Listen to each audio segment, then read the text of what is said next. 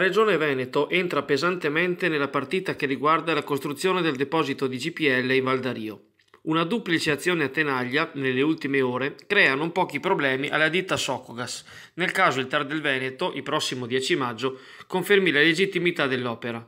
Da incontri ufficiali tenuti a Padova si apprende che la Regione ha imposto all'impresa fidentina, quale opera compensativa all'impianto, la realizzazione di una rotatoria in via Maestri del Lavoro, già prevista dal piano regolatore generale del comune di Chioggia, dietro la stazione, nei pressi del canale della Cava, il che andrebbe a differire l'agibilità del deposito al momento in cui anche tale opera verrà costruita.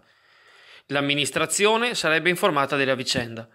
Socogas è anche tenuta a pagare i lavori di costruzione della rotatoria quali oneri di urbanizzazione. Non solo, il bollettino ufficiale della Regione Veneto, uscito ieri, riporta la revoca del finanziamento che l'ente aveva accordato all'ASPO per la manutenzione della banchina A, la quale era stata predisposta fin da subito per essere al servizio del deposito di GPL. Una manovra quindi al contempo politica e operativa che va in una sola direzione.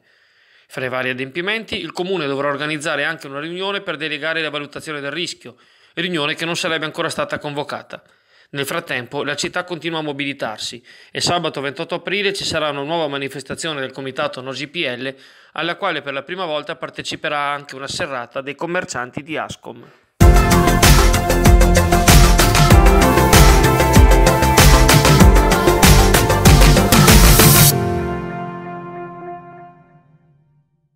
Un grave incidente è accaduto a mezzogiorno ai cantieri navali Conavar in via Don Eugenio Bellemo ai Canali, dove il proprietario di una barca a vela in rimessaggio, uno straniero di 60 anni, nel salire indebitamente a bordo del natante ha perso l'equilibrio ed è caduto dai ponteggi alti 3 metri, battendo la testa contro un carrello e di conseguenza perdendo sangue.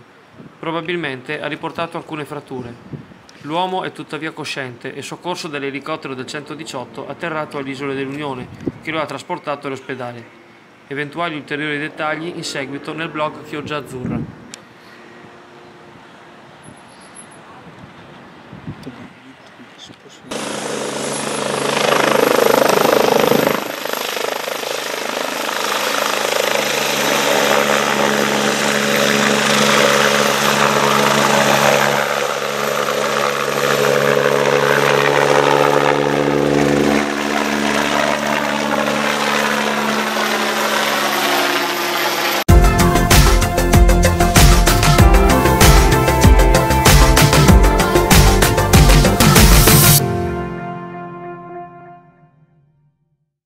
Non passa giorno, anzi notte, che Alberto Golfetto, in arte criminale Johnny Biondo, non esca dal suo rifugio nell'edificio comunale di via Alga 16 e si metta nei guai con furti e ladrocini di varia natura. Erano trascorse circa 24 ore dal tentato colpo precedente, quello di domenica notte al bistrò, non andato a segno salvi i danni procurati al locale, che il pregiudicato di origine padovana è tornato nel luogo preferito, il supermercato Prix, già oggetto di 2 sue azioni nelle settimane precedenti. Lunedì però gli ha detto male, dal momento che la vigilanza privata, che sostava in strada Madonna Marina a tutela delle attività e degli esercizi, lo ha messo in fuga. Procedono intanto le iniziative per assicurargli un foglio di via, in modo che non possa più mettere piede libero in città. Le indagini e le mosse delle forze dell'ordine sono mirate in questa direzione.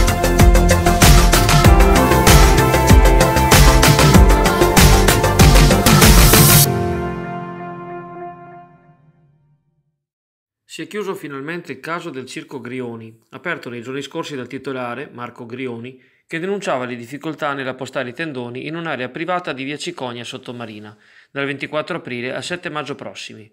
I bastoni tra le ruote, a suo dire, sarebbero stati messi dalle autorità comunali, con difficoltà burocratiche motivate con le esigenze dei residenti di non subire un'altra volta gli effetti del passaggio di un circo nella zona. Dopo un tira e molla di qualche ora, le due parti sono arrivate alla soluzione che il comune aveva indicato come preferenziale, ovvero gli spettacoli si faranno ma in Val d'Ario, in un terreno di proprietà dell'azienda speciale per il porto di Chioggia, che verrà concesso a titolo gratuito in nome della funzione sociale che il circo riveste anche secondo l'ordinamento italiano. Nell'area, fra l'altro, sarà più facile parcheggiare e anche i lavoratori delle tensostrutture saranno facilitati dagli allacciamenti. Marco Grioni ha deciso che la prima serata del circo italiano a Chioggia, il 26 aprile, sarà aperta al pubblico con un biglietto promozionale di soli 5 euro.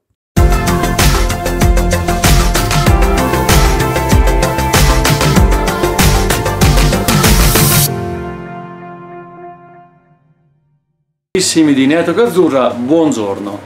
Dunque, dopo tanto maltempo, tante nuvole, tanta instabilità, ecco riaffacciarsi alle nostre latitudini il famoso anticiclone europeo, che abbraccerà tutta l'Europa e quindi anche le nostre regioni settentrionali, centrali e meridionali tutte, dando luogo a un periodo stabile, caldo e anche abbastanza duraturo.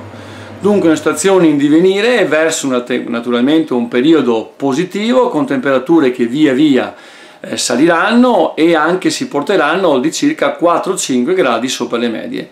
Quindi temperature tipicamente di fine primavera, quasi prime o estive, naturalmente toccheremo anche i 24-25 gradi in alcune località.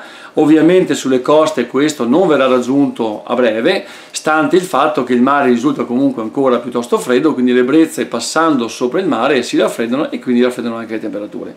Ma il contesto anche da noi sarà naturalmente di tempo stabile e soleggiato per quasi tutto il periodo, e vi posso già confermare che probabilmente questa situazione verrà conclamata anche tra il ponte del 25 aprile, anche se qualche insidia sul bordo settentrionale dell'anticiclone comincerà a farsi strada proprio verso quella data lì, perché di solito i margini settentrionali sono quelli che vengono erosi prima dal flusso atlantico, portando poi a diverse perturbazioni.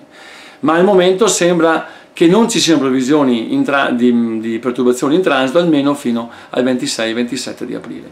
Quindi si apre la prima fase stabile di questa primavera 2018 con tutte le conseguenze del caso, quindi la natura prenderà vigore ovviamente, le temperature cominceranno ad alzarsi, quindi gite fuori porta e naturalmente bel tempo per tutti. Vi auguro quindi una buona giornata e ci sentiamo domani. Ciao!